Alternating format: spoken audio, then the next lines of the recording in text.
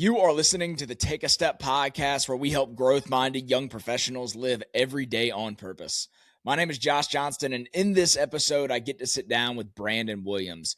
Brandon is a former Air Force fighter pilot, and he is a thought leader in the world of leadership development today, where he takes a lot of the principles and concepts that he learned in the military and applies those to businesses today. A couple of the things we talk about is a concept that he calls human factors, the power in having a debrief process, and really building what he calls a debrief culture, which I really liked. So I know you guys will enjoy it. With that said, let's take a step.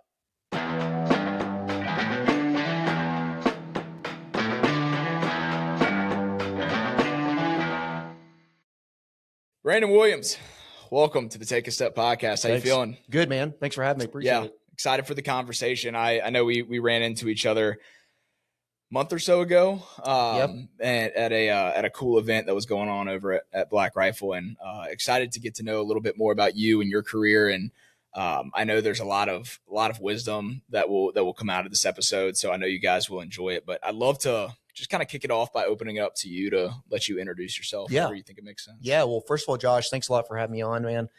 Appreciate you having me here and the conversation and what you're doing, with the podcast and all the content you're putting out and the groups you're doing and developing, young leaders, I guess you could say. So, so do a lot of good work there. But yeah, I'm from here originally, not here in Woodstock, but I grew up in the Atlanta area. Yeah. What part? Fett County, Fayetteville. Okay. So yeah. I was more in town. I was in the Buckhead area. Yeah. So same. So I grew up there. Went to the United States Air Force Academy for as long as I can remember. I mean, earliest memories, I always wanted to be a pilot. That's what I wanted to do. Yeah. And I was part of the what you call the Top Gun generation. So that original movie came out when I was in elementary school. I saw that movie and I said, "This is the coolest thing I've ever seen. This is what I want to do for the rest of my life." So that kind of did the beach volleyball scene get you? Is that what it was? No, it was more the jets and the fast jets. So I was like, "Oh man, this is what I want to do." So that kind of planted the seed, I think. Yeah. And then as I got older, my dad and my brother, I've had grandfathers that also served in the military. So I'd always had a kind of desire to do that as well and serve. So it was just a natural, perfect fit. Like, this is what I want to do, go serve and then, fly as well. It's what I want to do. So that's what led me to the Air Force Academy. Graduated there, went into the Air Force. I flew F-15Es and T-38s, instructor pilot, and several other leadership roles. I served throughout my 12 years active duty. Got out after 12 years.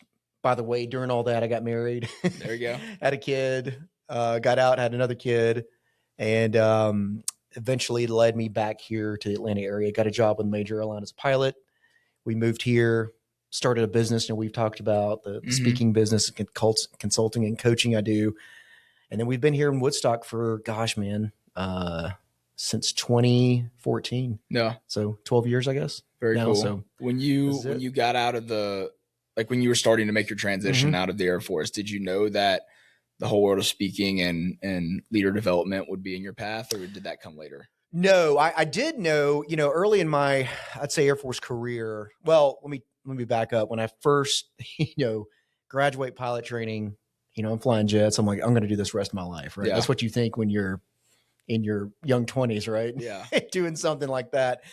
Then, as I said, these life changes happen. You get married, you have a kid, other things start changing. You're like, I want to do something. I mean, this is great. I'm glad I did this, but I was pretty set, before I got out, that I was going to get out and go do something else. Nice. Proud of my service, love doing it, but it was time to go, I want to go get out and do something else. And so I think I always had planted a idea in there that I wanted to start my own thing, run my own business. I didn't know what that was. But kind of the entrepreneurial spirit, I wanted to do something. And really a lot of it was just I look back on it now, and it was kind of I guess sometimes a way to prove to myself that I could do it, if that makes sense. I'm like, completely understand. I did this thing, flying jets, did all these things in the Air Force and military. Now let me take some of these skill sets and see if I can do it with something else.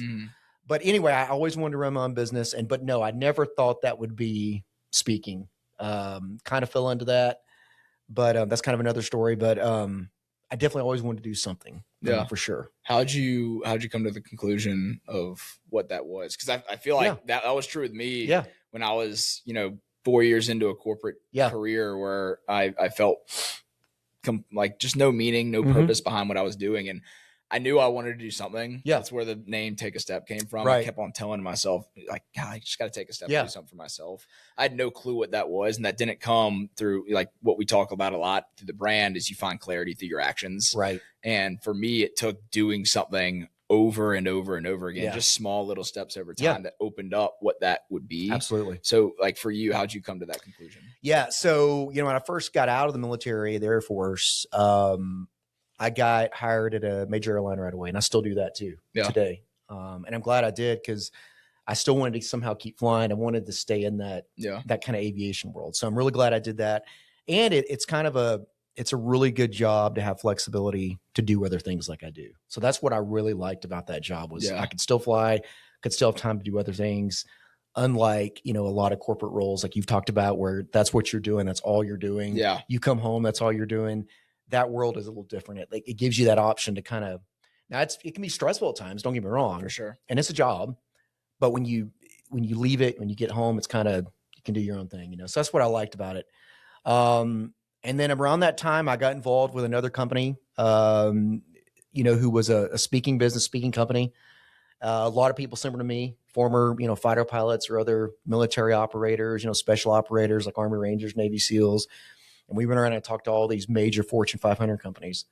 And when I first kind of got on with them, I was just going to kind of I was always just a, independent contractor, 1099. I was never a W-2. I was just doing it part-time. And I was like, I'll try this out. I probably won't do this much. It's just kind of something to do, see what it's like. And man, I just fell in love with it. I fell in love with the speaking. You got on stage and it was almost like, flying jet or like, your background in sports is almost like that adrenaline rush. Like get on stage and you're in front of 500,000 people, man, and you're doing this high energy keynote and you're getting them going. And it was just, I loved it, man. I just loved being out there and you love to see the connection of the audience and see them think. And then afterwards, people talking to you and asking you about questions about it. And so I just kind of got addicted to that a little bit and just love that idea of being able to go out and people are listening to you and you're giving them something, they're learning something from it. Right. And so that's how I kind of got into it. Yeah. And then a few years later, started my own business. In addition to flying in the Air Force, I was what's that called? Aviation safety officer. So we learn about, safety programs, but also how to investigate aircraft mishaps. So kind of like the, civilian version of the NTSB, National Transportation Safety Board. When an accident happens, they send investigators. Same thing in the Air Force. That's what I did, or I was qualified to do that.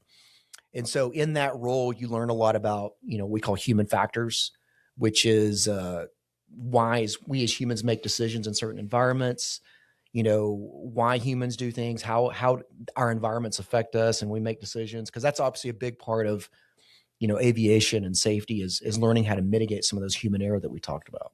So I kind of took that science and then I took my background as a fighter pilot, put those together. And that's where I came up with my speaking business, Human Factors Leadership, which really, it worked with all industries, but now it's evolved a lot into, high safety, high reliability industries where, errors can really mean, bad things. Yeah. People get hurt or worse type industries. Yeah, so that's kind of the windy road it's taken to get to where I'm at right now. Yeah. It's so unique because I've seen your bio, and when on the topic of human factors, it just sounds like a very unique concept. And hearing you talk about it, it's like, I feel like there's so many principles that apply to so many different industries, scenarios, relationships. Right. Because we're like almost every time we face a new decision, there's a new environment, there's new variables, there's new people that are involved. Like there's so many different conditions that kind of set the guidelines of making that decision, and which is going to affect, or like, correct me if I'm wrong, but I feel like the way I process, the way I analyze the situation is going to be completely different almost every single time I make a decision, especially when the pressure is rising, when the stakes are a little bit higher. Yeah, it is. And you got to think about, when you're talking about pressure and stakes are higher, that's another thing, right, that sets in. Because when we as humans, when we get pressure and stress, and all those things, that reptilian part of our brain goes back to, oh, you're in danger or you're in fear. So what does it do? It's, soda straw, and forces you to try to focus on what it thinks the most important thing is. The problem is when we do that, because of either our experiences, they talk about confirmation bias and the filters and the focuses we look through based on your brain is wired to make assumptions and fill in gaps in a split second. It's a survival mechanism. It's wired to do that, right? And so what we do is we'll focus on one thing we think is the most important when you're under stress. But the problem is that's always not the most important thing that you're thinking, because your brain's taking shortcuts. It's like, hey, Josh is the most important thing. And based on your experiences, based on your past, based on what little info you may have at that moment, you're making a quick decision to focus on that or to do that. Mm-hmm. And so in that example, just a small part of that, what I talk a lot about, again, from the aviation world and, flying fighters and things like that, and how we trained and how we taught, is when you talk about situational awareness, which is the awareness of all your surroundings, right? So obviously high situational awareness is better than low. Yeah. And same thing. And you played baseball, right? Baseball. It's the same thing, right? Baseball. I loved it when my son played and coached him, because he's only 12. But what I loved about, I used to tell him, baseball is one of the best sports, I think, for situational awareness, because it's when you're in the field, you always got to know, is everybody on first? Where's the out at? Where's the force play? Where's the, you're just always constantly, that's what we would teach them. Like, hey, you already know where the ball needs to go if you get it, right? Where you're going to throw it to. So that kind of mindset of having that high situational awareness versus low of, oh, I got the ball. What do I do? You know what I mean? That's extremely low, right? So that's what situational awareness is. So in those environments you're talking about, when you get in stress and pressure and things like that, how do we, take in all those variables? So we have high situational awareness. And one of the things I talk about, with these industries and clients I work with, is I always say, wind the clock or hack the clock. And we used to say this flying jets, when something would happen, and again, that reptilian part of your brain takes over and you think, I got to do something right away, right? And we used to say the best thing you can do almost always is just hack the clock, calm down, take a breath, and just look and see what you got. Yeah. And it literally mentally slows your brain down. And when we say hack the clock, you see that zero on the clock.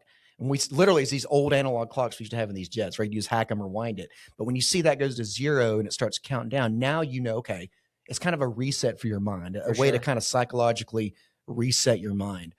But that's just an example of what you're talking about, how the environment affects you, but how we really have to kind of force ourselves to kind of slow down sometimes. Say, okay, Josh, I'm under stress, pressure here. What am I missing here? Just take a breath, take a minute. And that works in, any industry you're in. I always say with these companies, these people I work with, that, a critical decision comes down, you're the, boss or manager, probably, the airplane's not going to blow up right away, right? Yeah. You got a little bit of time to kind of slow down. You may not always have all the info, and you almost always never will. Mm-hmm. But at least take a minute to kind of slow down and don't let that stress and pressure kind of, get you that tunnel vision. Yeah. That's what drives human error. For sure. Guys, we'll get back to the episode in just a moment, but I've got to take a second to tell you guys about the official sponsor of the Take a Step podcast, MMP Customs. They make all of the Take a Step apparel, and honestly, they're the best at what they do. I know Nathan Mooney, the owner, personally, and he is just someone who embodies the Take a Step mindset. He took action on this business a few years ago and turned his entire downstairs of his house into a full production facility. And at this facility, he's built an amazing team that serves clients both small and large, whether if it's outfitting your staff, gifts for a client, or any custom branded merchandise. They're your people and they're fit for the job. Something really cool they recently did for Take a Step is on their website, they built out a custom page specific for Take a Step apparel and merchandise that I can now send people directly to, and I'll link that down below and they can do the same for you. So if you have any need for custom apparel or merchandise, MMP Customs is the place. Let's get back into the episode.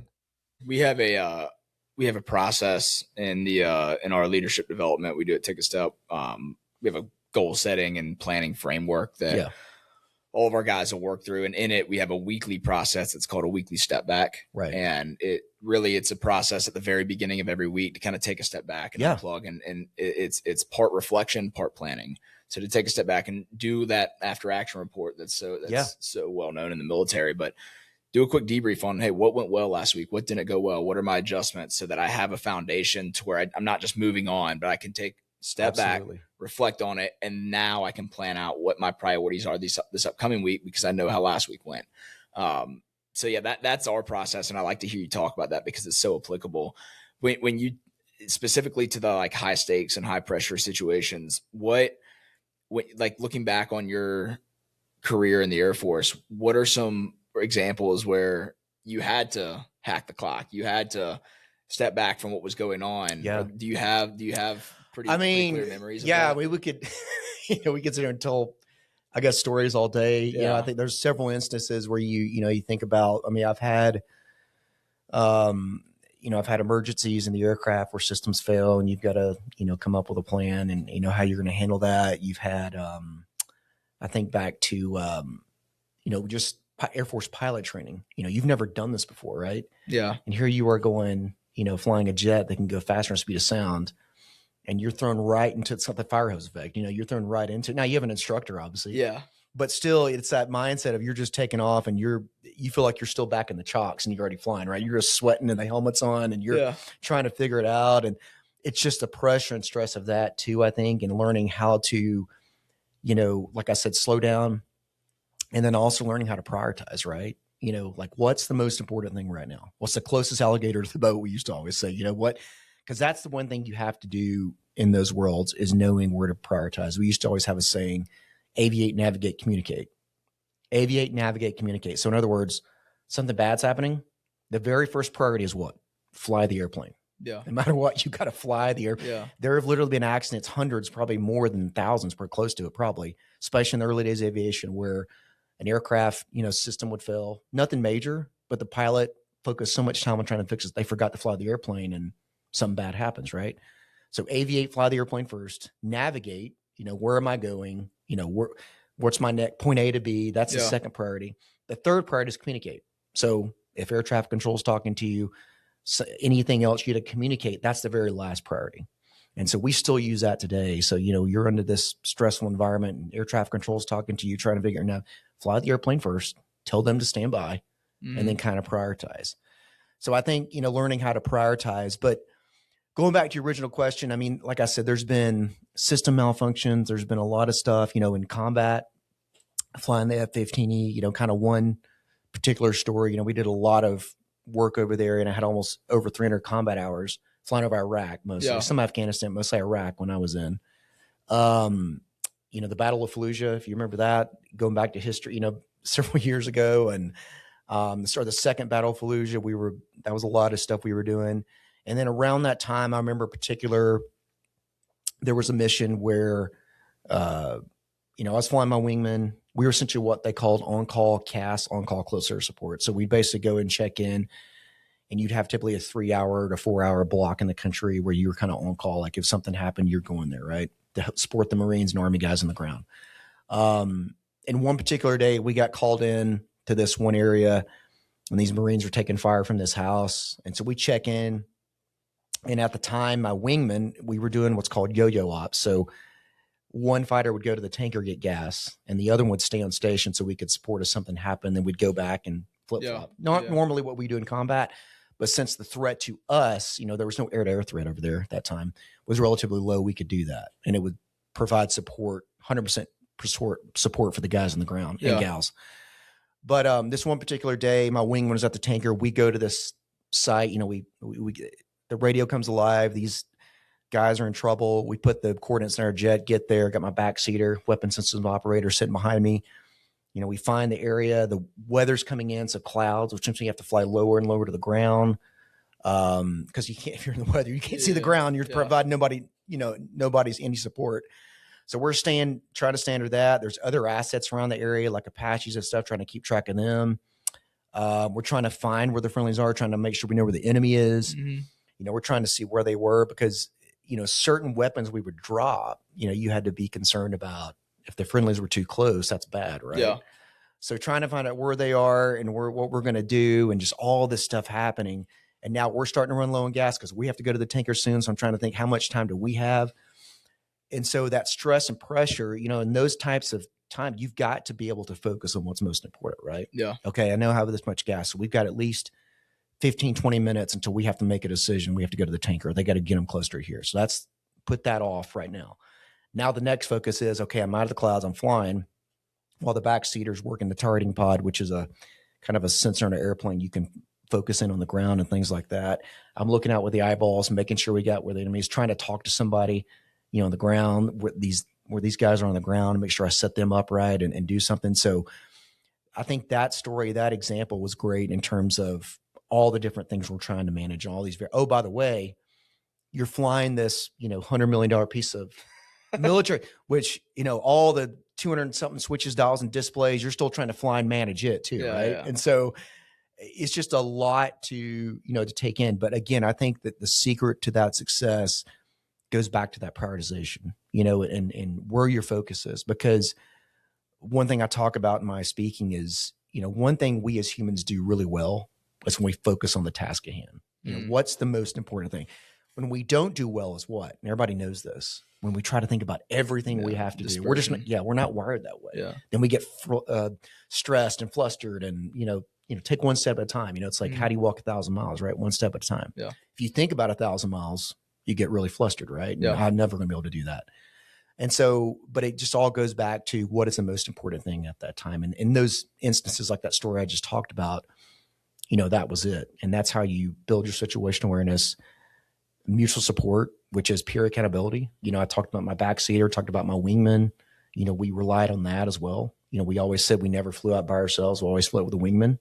That was how we operated at high level. And then I love that you brought up debriefing a while ago, because that's the other component of what I talk to teams about is, as fighter pilots, we literally, I've probably done thousands of debriefs, because after every single mission, combat training, we'd always go in a room, shut the door, rank would come off, and we would talk about, what happened, why it happened, very high tone of accountability. And then what we learned from that, how we're going to get better next time. Yeah.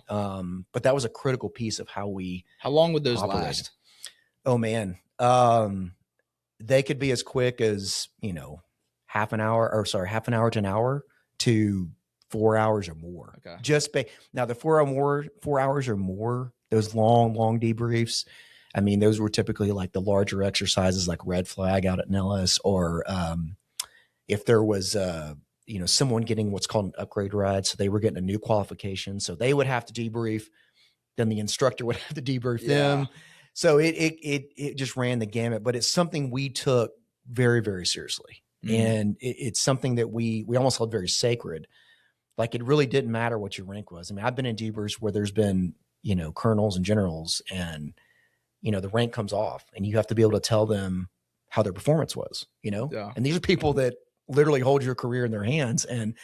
But that's what they expected, because they knew that if you didn't do that, then someone in that room, maybe a junior person that's not going to learn, that's going to one day maybe get them killed or something worse. So that's how you had to operate. And we learned that a long time ago, that we had to come in and be very brutally honest about our performance. And it wasn't an evaluation. And this is the one thing I try to check with a debrief, just for, like you were talking about earlier, is it's not an evaluation necessarily. You as an individual, you as Josh. I'm not telling you, Josh, this is what you did wrong, you're bad. It was a learning mindset, right? It was a performance mindset. Like, hey, here's what happened. Here's where you were. Here's why you did it. Or what do you think why you did it? We talk about it, and we come up with how we're going to fix this next time. Not just for you, but for the rest of the team. And that was the mindset you have to have in these debriefs. So it's a specific way you conduct it. It's a culture of how you do it. So I call it a debrief culture. But I think that goes back to that high performance, and that's because a debrief culture doesn't mean you have to go in a room and shut the door and sit there for an hour and talk about stuff. A debrief culture, like with sales teams, for example, you can debrief after a sales call. Just sit down take 5-10 minutes. Hey, how do you think that went? Let's talk about this. The client said this. We weren't able to respond. Why do you think that was? Okay, well, next time we'll do this. Just things like that. Just quick little, huddles is really what a debrief culture is about. It's always striving to, what did we get wrong? What did we get wrong? How can we get better next time? Yeah. The first time that the concept of the after action report, the debrief, and like the magnitude of it was made known to me was in Extreme Ownership. Yeah. by Jocko. Love that book. Yeah. That was, I read that at a pivotal point in my life. It's one of the most impactful books for me. Great book. And it's so great because the way it was written, it gives the story in a dramatized situation via a war story. Yeah. The principle where he really dove into it, and then its application in his consulting company, Echelon Front, which is, it's so cool to hear the story, the principle taken out of that, and how that's actually applicable to most people in business today. And I wanted to ask you, like, where do you see the application of both, wherever you want to go with it, either the high stakes, making decisions in those moments, being able to focus on what the priority is at hand, and the debrief, like where in your career, working with companies, speaking with companies, hearing from leadership at organizations, where do you see that applied when it comes to the business world? Yeah. Well, I think, first of all, in order to have that debrief culture, to set that up, right? All the pieces of my model all kind of work together. I talked about earlier about mutual support, right? That peer accountability. Well, in order to have that debrief culture, that debrief mindset, you've got to first be able to have that. You've got to have your teams, peer level, able to, support each other. When I say peer accountability, accountability, I think often gets a negative connotation, because whenever I hear accountability, I always think of my, vice principal or something from elementary school, like kind of the enforcer type thing, do this or else kind of thing. And I think it's how a lot of people think of it. They think that, the boss or the manager or, the head of the team is supposed to force accountability. Yeah. Like, you got to be here at this time. If you don't, this is what's going to happen to you, which the real accountability that you want for high performing teams, high reliability teams, going back to your question of how this applies, I think is that kind where, peers and colleagues, where you want to say same rank or even, different level structures, can provide support to each other, that mutual support. In other words, that mutual support, when I was out flying as a wingman, right, as a fighter pilot, I mean, I wasn't worried about, if I didn't do a good job today and say you were in my formation, if I didn't support you, I wasn't going to get fired or, get in trouble. I wasn't worried about, things like that. I was more worried about what that was going to make you look like, right? I didn't want you to look like a clown because you were in my team, but that goes back to camaraderie. We were very close-knit organizations, flying organizations were, we hung out after work, we knew each other, knew each other's families. So it was peer-to-peer. You're not just a colleague, you were a person, a friend. So I knew a lot about you. So I didn't just do that because I was worried about getting in trouble. I did that because I truly wanted to support you. I wanted you to look good in front of the team. And likewise, when I was leading in formation, you wanted to do the same for me, right? You never want to be that person in an organization that dropped the ball. Like, you didn't want to be that person because you didn't want to be the person, he's, Brandon or Josh, they're always going to drop the ball on this. They're always going to let you down. You don't want to be that person. But I think it goes back to, it wasn't a calling you out kind of mindset, pure accountability. It was, I always say, it's a calling you up kind of mindset, right? So if I saw something that was happening, I wanted to be able to tell you, hey, Josh, you missed this, or hey, Josh, what about this? Or hey, Josh, what if we go this way? Or hey, what if we try this? Because we reinforce that from a flying mindset, we'd operate. That's how we were expected to operate, right? If I saw you doing something wrong or you were pointed the wrong direction, I'm going to say something to you, right? And we kind of brought that to our ground jobs or ground duties as well, I would say. That same kind of mindset. But I think that kind of open accountability that you've got to have that first before you can have that debrief culture. And going back to what you asked, leaders, if they want their people to hold themselves, their teams to hold themselves accountable, leaders of organizations have to be able to share their own vulnerability, right? For sure. They've got to be able to hold themselves accountable. They've got to be able to admit in front of their people when, hey, that probably wasn't the best decision I made. Or, hey, I probably should have done this. Or, hey, I probably should have came to you first. Or, hey, you were right. I should have did that instead of this. Because we've all worked for, if you've been around long enough, you probably work for leaders that never took their own accountability, or worse, they blamed, their team or their people for mistakes they made. Yeah. Right. And so one of the most powerful things you can do as a leader, I think, is that owning your own accountability, going back to extreme ownership, right? That's the whole mindset of that. And matter of fact, in the debrief, one of the techniques I tell business leaders all the time, I said, when you debrief, I said, the first thing you do, I said, a really good technique to make sure you open that open communication environment in that debrief.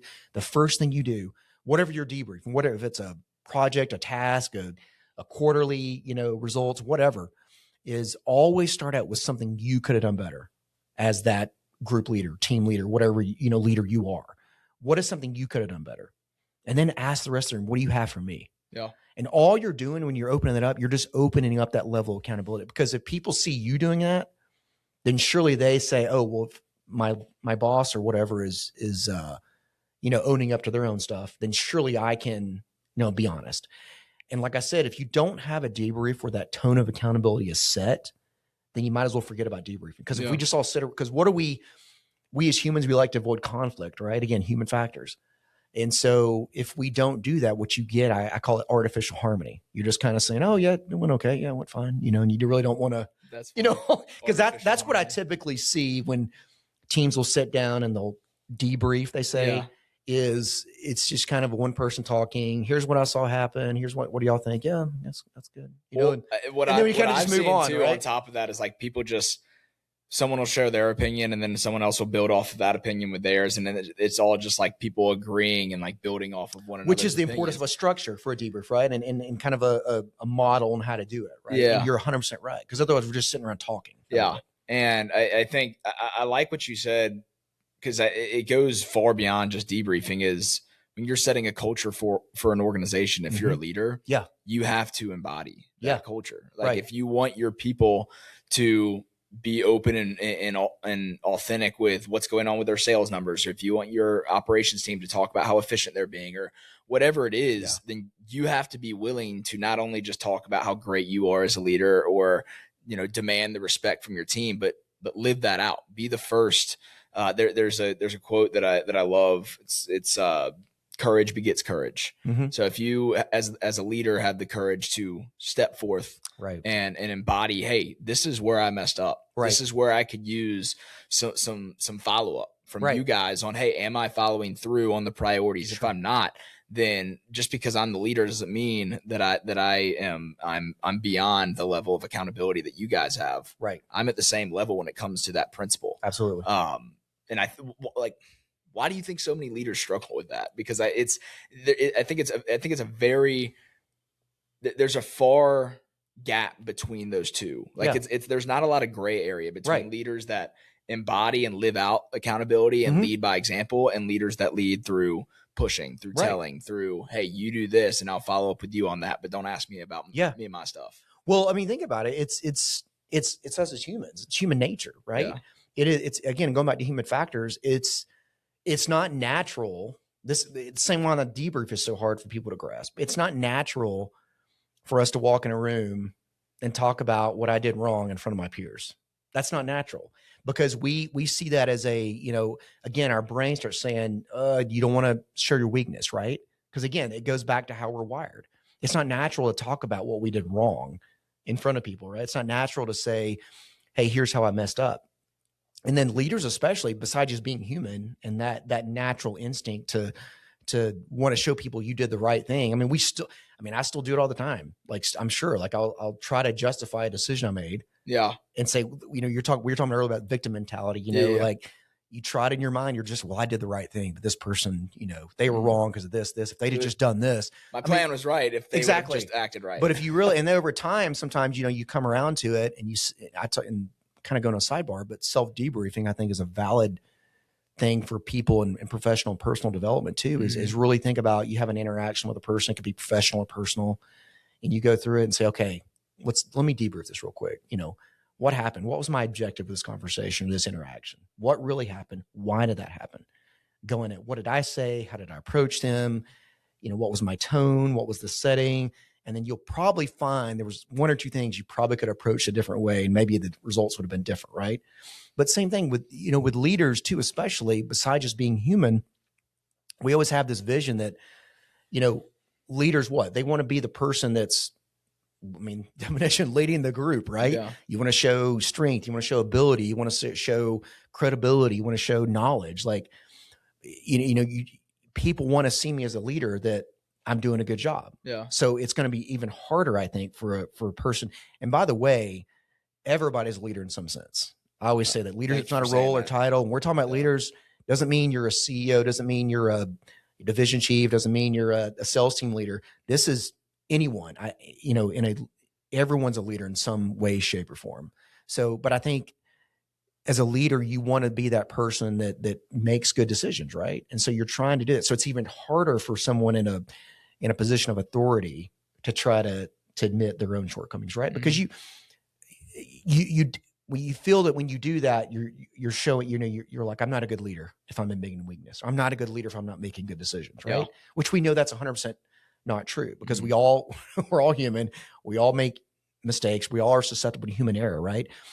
And I think once leaders figure out that there's nothing more powerful, almost sometimes, by admitting when you don't have all the answers, that's one of the best things you can do for your team. Because they say, oh, Josh, yeah, he's trying to do a good job, but he just told me, hey, I need to lean on you. I need to lean on you to be the expert in this. I don't have all the answers. That's extremely powerful, because that empowers your people, right? And that, again, that drives that mutual support and all that stuff that I was talking about earlier. But it's so hard for us because, number one, we're all human, right? And it's not natural for us to do it. And number two, as leaders, especially, like I said, you're trying to make the right decisions. So it's really hard for you in a leadership position to do that. I agree. I agree with all that. And here's where my mind goes to is I'd love to hear your opinion on this. Is there a line that's drawn as a leader from, hey, I want to lead that. I want to embody that to show my team this is what it looks like. But at the same time, I can't expose all of my weaknesses to them, because I still need the respect of my team. For example, I know there's groups for that leaders of organizations will step into, whether if it's mastermind groups or accountability groups, where it's healthy for them to be in that and them not have their team members, so they can share, hey, they can go to a level of vulnerability that they may not feel comfortable going to with their team.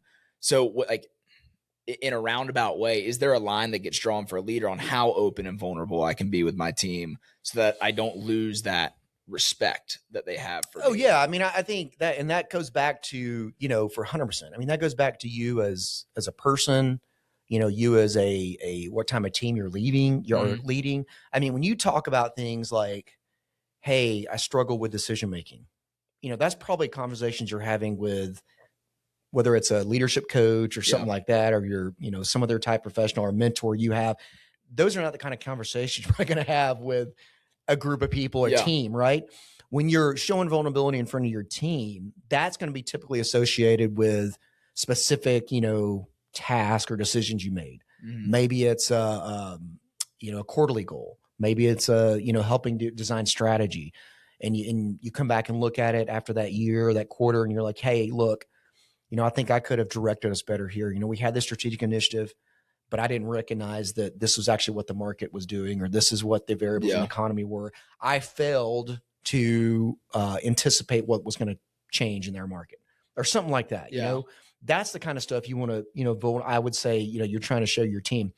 The things you're talking about, like when you're talking about, hey, I struggle with personal relationships, or I struggle with personal interactions, that's more of the, emotional intelligence type stuff you may have with, like I said, with your mentor, a trusted friend, a trusted business partner, maybe a business coach or something like that. So I think there's definitely, lines. I mean, you're not going to open up all your personal stuff to your team necessarily, right? So I think that's just life. And I think personal development is how you go about those things. But I think in front of your team, the key is, especially going back to the debrief, it goes back to specific actions you took, as a leader, or didn't take, or maybe, some decisions you made that you could have went a different way, or maybe you could have taken the team's input more, something like that. Those are the kind of things I think as a leader in a business setting or professional setting you want to look for. Yeah. Because I'd imagine that it's all based on the idea of like most leaders want to build trust within their organization, within their team. And I think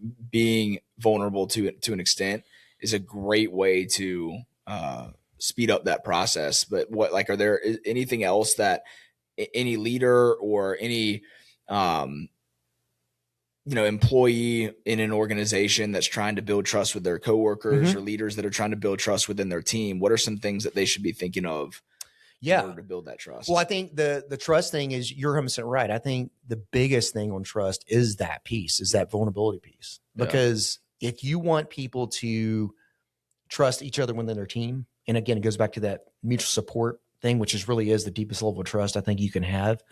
When you want people to support each other and drive that peer accountability, which is really what I call that deep level rooted trust, you as a leader, they have to trust in you, right? And that only comes when you admit, some of that vulnerability. You admit some of those shortcomings. You admit some of those mistakes you made. So I think that's the biggest piece. The other piece as a leader, I think with at least from the trust piece and embedding that, is showing people, that concern, that care, right, that you have for them. Okay. So again, going back to human factors, that tribal mentality, when we really trust someone, how is that built? That's built through, that relationship, right? When in that subconscious mind, that person is no longer a threat, right?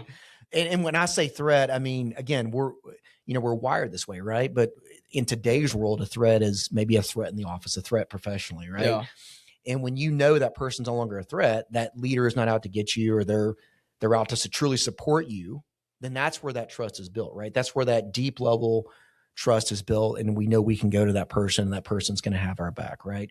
But as a leader, and again, everybody's a leader in some, doesn't mean your title necessarily, is that goes back to that care and concern for your people, right?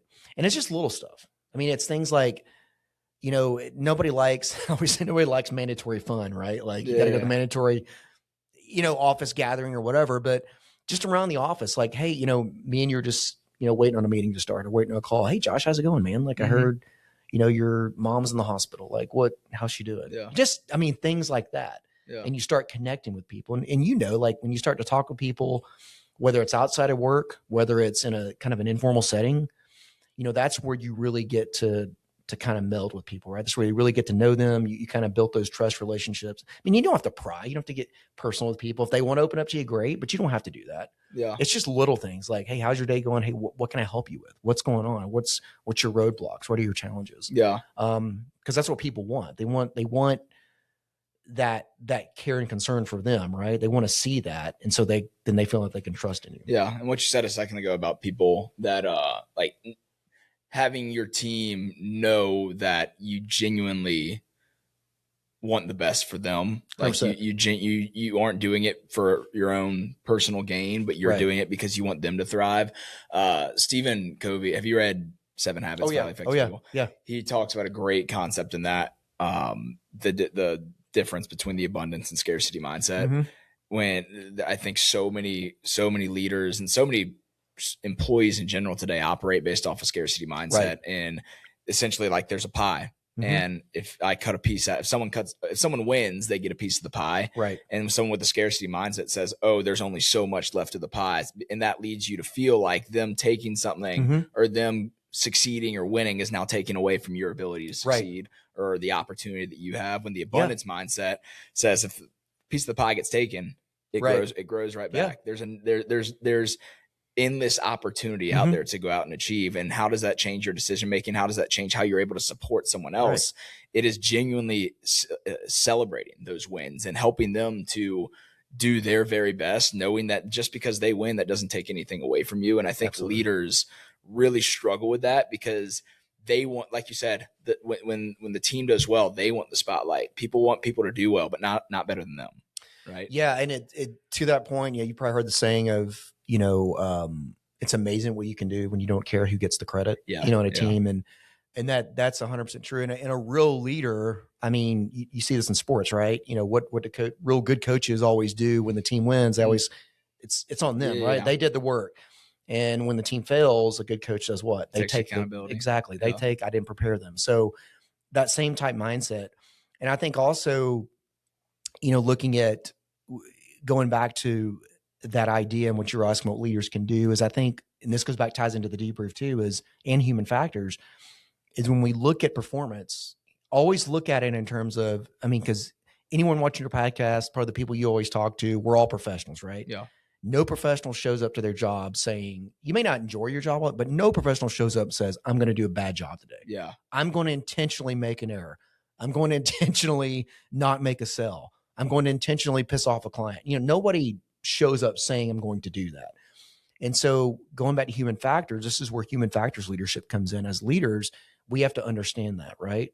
We have to understand that there are human factors going on within our people and our environments and our teams, whether it's personal stuff they're bringing to work that we have no idea about, that personal baggage. You have things like fatigue, both mental and physical, complacency, confusion, poor communication. When you debrief stuff and when you look at individual performance of your team players, nobody's, you have to look at it from a mindset. Nobody's showing it saying, I'm going to do a bad job today. There are human factors at play that have led up to this. And many times it's often multiple, right? Whether it be, they are fatigued, physical or mental, whether we set up an environment where it's easy for us to get complacent. Maybe they didn't have all the information, poor communication.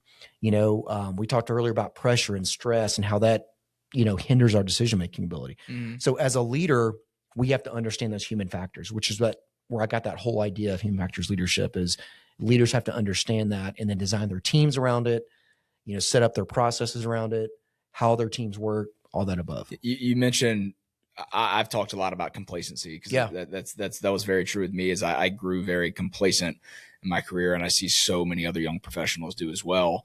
And you mentioned an environment set up for complacency through poor communication. Yeah. Can you elaborate on that a little bit? Well, I always say complacency is probably, I would argue is probably the almost number one human factor that drives errors, and I got this from actually the aviation world, right? We said the same thing.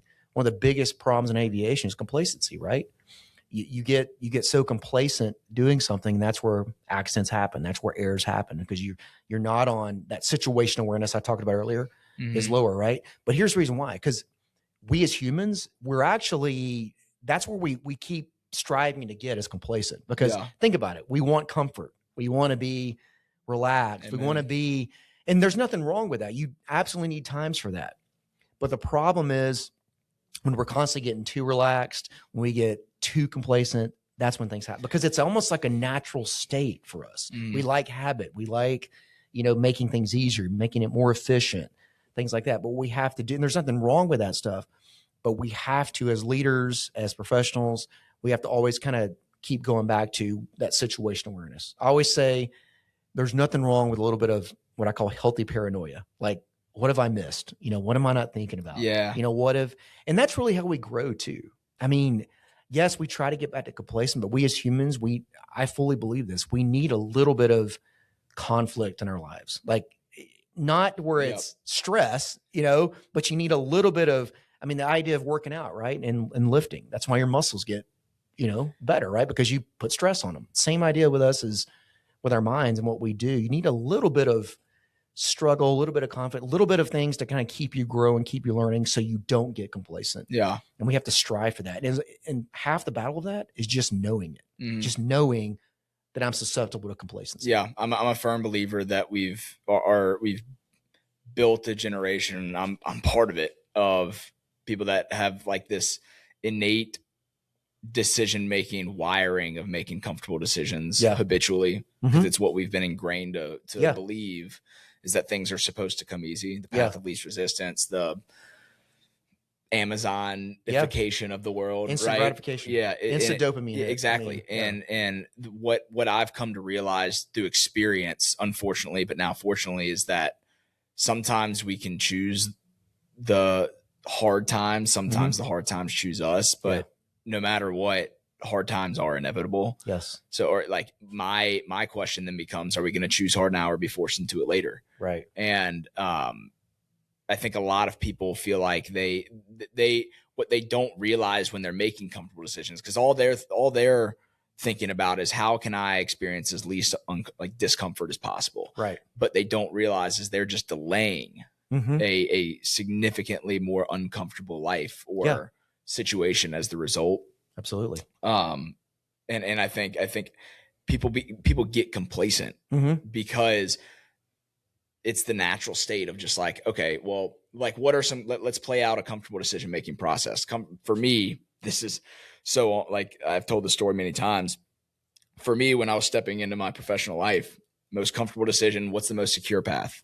Right. It's corporate America. Right. For me, it was, okay, well, let's find an entry-level job that has great benefits. They're going to give me great security. I'm going to have my time at work and my work-life balance, quote unquote, which doesn't actually exist in my opinion, where I can go to work. I can have my 9 to 5, I can step away and I can have my family life, and then I can just do that on repeat. But I'm going to be good because every other Friday I'm going to have my paycheck come in. Yeah. We're going to go on great vacations. We're going to have great cars. We're going to that was where my, the comfort, all of that was comfort-based thinking. Right. And what did that lead me to? That led me 4 years down a path that led me with complete lack of purpose, lack of meaning, burnout, overwhelm, this constant desire for what if I did this, but never had the nuts to actually go out and do something for myself, because it felt so uncomfortable because no one I knew was doing it. And for me, that's where the name Take a Step came from. Is like, at some point you got to realize that you're going to face hard times at some point. I was living in it because I grew complacent because I was so obsessed with making comfortable decisions. And I think that's just one example, and that's an extreme example, but the same thing in someone that, you have a sales call quota. And you're maybe you're supposed to be making 100 calls a day, and the comfortable decision is, hey, it's 4:00 on a Wednesday and I've made 150 calls. 200 calls isn't realistic. Let's go back and look through my leads, and I'll step back into it tomorrow.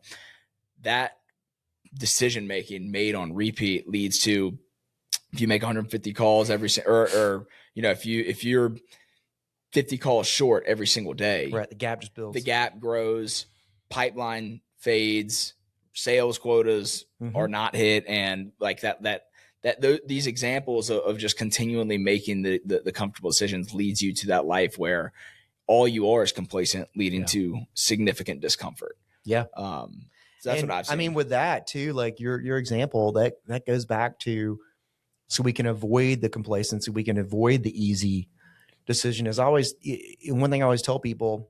A lot of times I tell this with leaders working with businesses and companies. I talk about clear intent, which is really a clear desired end state. What is I got it from the military thing of commander's intent, right? So commander's intent was this idea: we'd have a major operation, whatever it was, and you have commander's intent. Commander's intent is a very clear, focused, desired end state.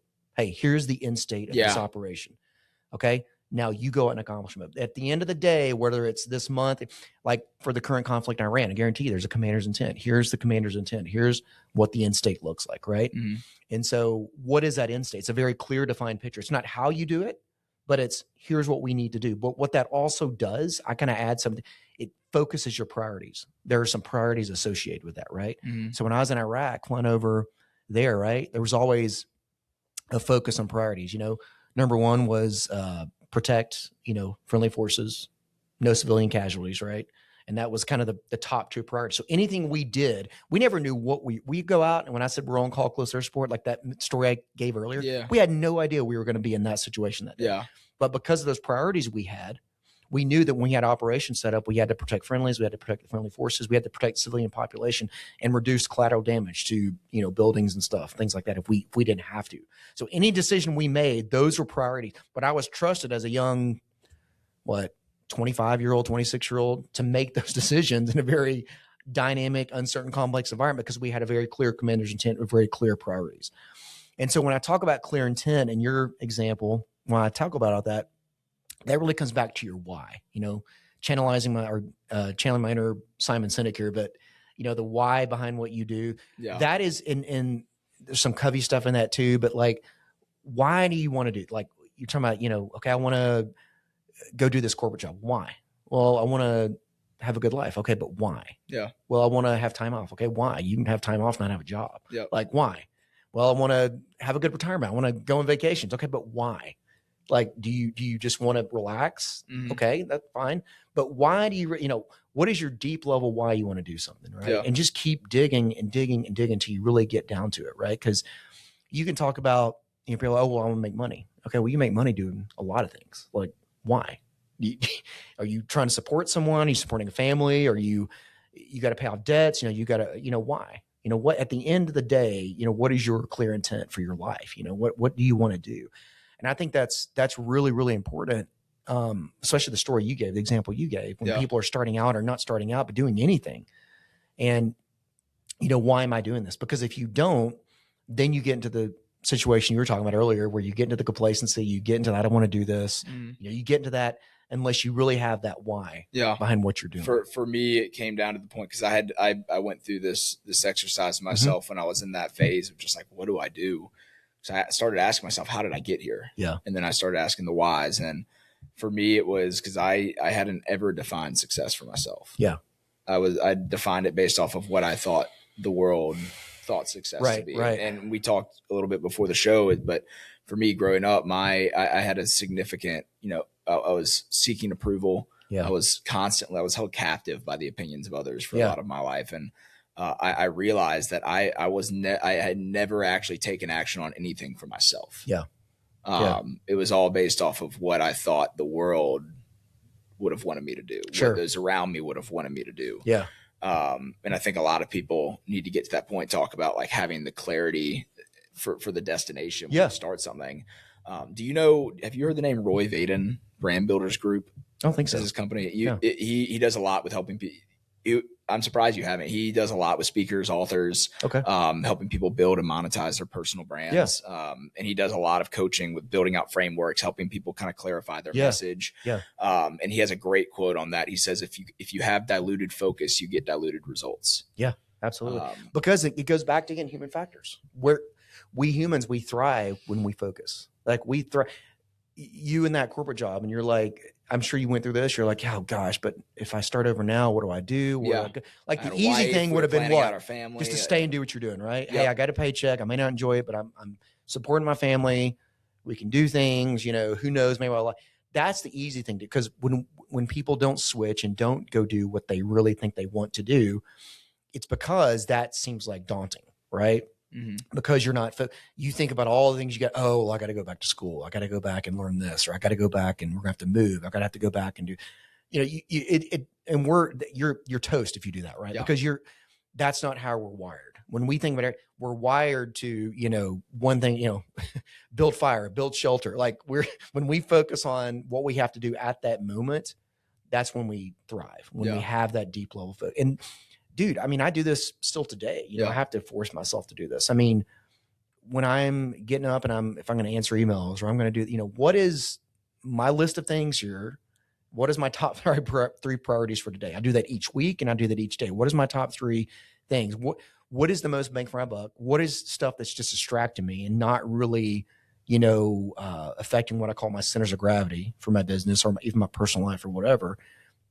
And how do you kind of, focus or filter that out, right? So you can focus on that one thing or those two things or three things that you have to do for that day or that week or that month. Mm-hmm. And so again, I think it's because that's the easy answer, right? Like we talked about earlier, is to just say, I'm just going to stay here and doing this job that I don't really enjoy, but hey, it's a paycheck. And what if I fail doing this other thing? And instead of just focusing, okay, first step is I need to do this. What isn't, like you said, first step is a goal. Okay. I could, in 6 months, here's where I'm going to be. Okay. Let's work back now and just start building block approach, right? Because that's how we can grasp things. That's why we make lists, when we, for sure. That's why humans make lists, because we it helps us order our day out or our week or whatever. So that's great. And one question I'd love to ask as we kind of come to a wrap up of the conversation is, for somebody out there, let's just say I came to you and I was still in those shoes of somebody who's feels stuck, who kind of feels like they're operating based on just waking up, going through the motions on a daily basis. What would you have as a word of advice for me on things to start thinking, things to start doing, how to change or reframe my way of thinking? What would you have as advice for me if I was in those shoes? Well, the first thing I would say, again, going back to the top we talked about today, I'd say start with, and I'd say this all the time, start with that debrief, whether it's a self debrief, personal debrief.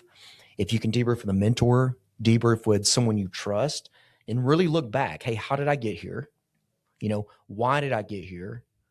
What have I liked? What have I not liked about this, right? What lessons have I learned up to this point? Because that's going to be critical before you set out your next, 6 months, year, whatever, right? So debrief. What have I done to get here, right? What have I done to not get here? What have I done, in the past? What lessons have I learned? So take some time to do that. Take a step to do that with yourself personally. You can pray about that. You can bring that into, you can, debrief with, like I said, a mentor, a trusted friend, a family member, whatever. But you got to do that, I think, to know where you're at, right? That's build that situation awareness of yourself. Then, like we just said, what is my why? What is my why? What do I want to do? And then focus. I keep saying it, we've talked about it a lot, but that clear intent. What do I really want to be? Again, the Stephen Covey thing of where do I want to be, 3 years, 5 years from now, 10 years from now, work backwards, 1 year from now, 6 months from now, maybe 6 months from now. That means I have to be in enroll in an MBA program. Okay. What I got to start doing right now to get there, right? Start talking to people, but map that out. And once you have that mapped out, that long-term strategy, which that strategy, by the way, may adjust and change and flex, and that's okay. That's part of it. But once you have that strategy mapped out, now you can focus on the next month, what I have to do, or the next week, what do I have to do? And then just kind of keep doing those. And then each month, each week, debrief, where am I at? Am I making that goal? If not, do I need to adjust? Do I need to adjust a timeline? So be it. And you can go from there. But I think that's the thing, is debrief yourself, debrief where you're at, why you got there, lessons learned. And then set that clear intent out. What is it I want to be? What is it I want to do? What does success look like, 1 year from now, 5 years from now, 10 years, whatever that is. And then how do you get there? That building block approach, kind of those, in my business, I call them, we used to call them fighter pilots, mission objectives, clearly defined objectives. And when I say clearly defined objectives, I mean clear defined, like how do you measure it, right? Yeah. Not just some lofty goal. I want to do better at this. Okay. What does do better mean? Does it mean you've, attended more networking groups? Does it mean you've, done this? Does it mean what's a number or a goal you can associate that to make sure you did that? But take some time to do that.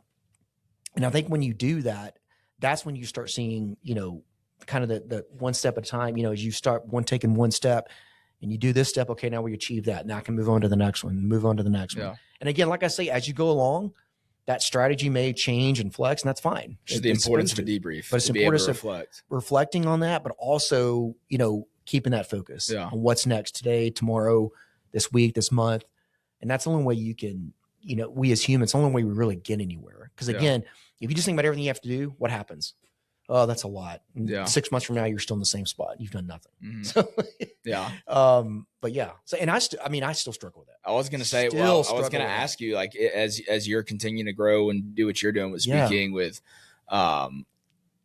being a pilot still, like what, with everything you're doing right now, what are some of the ways that you measure your growth? Do you like when it comes to the clarity around where you're trying to get to? Absolutely. Like, I'd love to ask you a little bit. Yeah. So, I started this a few years ago, and I do these, what's most important, right? These little circles. Yeah. And, in the middle is, God, right? And my spiritual connection. And I still struggle with that. Am I getting too greedy in this stuff? Am I getting too focused on this stuff? Am I not doing what he wants me to do? Maybe I'm not doing the right thing. I'm always trying to so that's the first thing, is keeping that. Then it's obviously family, and those go hand in hand a lot of times too.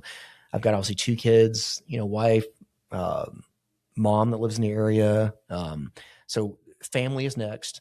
And then outside of that, I would say is, that's where, community and trying to be involved in the community and trying to, where could I help people, whether it's veterans, I try to stay involved in veteran stuff, things like that. And then outside of that is all my professional stuff. So whether it's my business, whether it's, flying for a major airline, whether it's other professional endeavors I do, being on a podcast, whatever, however that fits in, that's where all that stuff comes in. But when it comes to the professional piece, I have this in my desk. It's just a sheet of white paper I have, and I'll update, and I'll put in the middle of it. I talked about centers of gravity earlier, and I'll put in the middle of it, my business or whatever. And from that, I'll draw out kind of these lines and circles, and these are centers of gravity. So whether it's social media, may be one. I need to do better on social media on this. Website, need to update the website to make it look more like this. Book, need to start thinking about that. Online course, this is where some things I need to step, newsletter and emails and things, or how do I get more emails for my newsletter, is up here. And what are the, and so that's kind of my long range strategy for the year, centers of gravity. And then each month I'll look at that and say, okay, where am I focusing at this month? Yeah. And I'll pick typically 3 of those. And then each week I'll say, here's some 3 priorities. And then I even get down, and some days I can't. So I'm flying all day. I'm not going to be able to obviously put much time into that, but I'll put some priorities each day of here's what I want to do. Here's what I want to attack here. And I kind of keep narrow that down to these very clear tactical objectives to kind of hopefully meet that. And some days I don't get to all the stuff, some days things happen, something life throws. I mean, again, I'm a dad, 2 kids, I talked about, trying to be involved in my son's activities, my daughter's stuff. And, I'm obviously married. So spending time with my wife and us doing things. And so our thing, I try to stay involved in the community. I took up jujitsu 3 years ago. That has been on my list for far too long. Trying to stay in shape physically, working out every day. I mean, I'm big into that. And, there's just so much stuff. So and for me, I've taken a conscious effort to stay, people saying you start a business, you got to put 110% into it. Right. And I agree with that, but I've chosen not to. I put maybe like 60% into it, but it's a conscious effort I've made that I'm not going to skip working out, or I'm not going to skip doing something with my son, or I'm not going to skip jiu-jitsu today so I can make a few more phone calls. I mean, I'm not going to do that. I've just said I'm not. And now, will I lose business? Probably, maybe. I don't know. But I've made that conscious, but that's okay because that is my why. I've made that conscious effort or conscious decision to do that. But that's how I do it, man. That's honestly how I try to keep that focus, right? And try to keep what's most important. And again, the ADHD side of my brain is always, bright, shiny object over here. And sure. Here I go. So that is still a constant struggle for me. And you just got to, I think the first step is just being aware of it, right? Yeah. And realizing you're not always going to win that battle. Yeah. You are going to get distracted sometimes. No, I hear that. And thank you for sharing that because. But I think I do it all the time and still struggle with it. You know? And so I think all this stuff, it's how we're wired. For sure. You can't just change that. You got to be conscious about it and work on it. So yeah, I was going to say thank you for sharing that because that's something that I need to hear because I feel like when I have all of the fitness is a huge priority for me. My family is a massive priority for me. My daughter's 18 months old. This year, my wife and I will be married for 5 years. So trying to keep that at the priority. My faith is core to who I am and my identity. And there's all of these buckets. There's so many things that fall under each of those to where not everything that is a shiny object means that you have to do it right now. Right. Could you do it right now? Yes. But you saying yes to one thing and saying no to another thing. Absolutely. And that's something that I really struggle with because I feel like if anything is a good opportunity, it means it's the opportunity I need to do right now. And that's where that leads into a lot of long-term issues because I am out of alignment in certain areas at times. Well, you have to do the thing of, you think way ahead of your funeral. What are people going to say about you? Yeah. Right. And that's what I come back to a lot too is what really are. And I really do think about that. I'm like, what are they going to say? Like, what are they going to, when someone's up there talking about me, whether it be my son or daughter or whoever, what are they going to say? Brandon Williams was, what is it? And I really do think about that. What are they? And I think you have to take some time to think about that. Like, where do you want, because now, like you said earlier, now you talking about earlier about adversity and putting in the work now. And same thing now, those things when your kids are young, those are things you have to do now to affect that later, how you want them to view you, the kind of life you want them to have, how you want them to develop, things like that. So I think that's critical, man. Awesome. Brandon, this has been a great conversation. Yeah, enjoyed it. I appreciate you coming on the show. If somebody heard you today and wants to reach out, get to know you a little bit more, follow along with what you're doing, where can they find you? Yeah. So BrandonWilliamsSpeaker.com is my website. Brandon at BrandonWilliamsSpeaker.com. Go there. I'm also on LinkedIn's one I'm probably most active on in terms of social media. So just look up Brandon Williams Speaker and I'll come up. I'm on Instagram, Facebook too. So you can let me Leadership Speaker Pilot is on Instagram. So, but yeah, look me up, connect with me. I'd love to follow me, all that stuff. So awesome. Well, thanks for joining today. Yeah, man. Thanks, Josh. Appreciate it. Guys, thanks for listening to another episode of the Take a Step podcast. If you enjoyed it, please leave a rating on whichever platform you're listening. Always remember that no matter where you are in your growth journey, every mile begins with a step.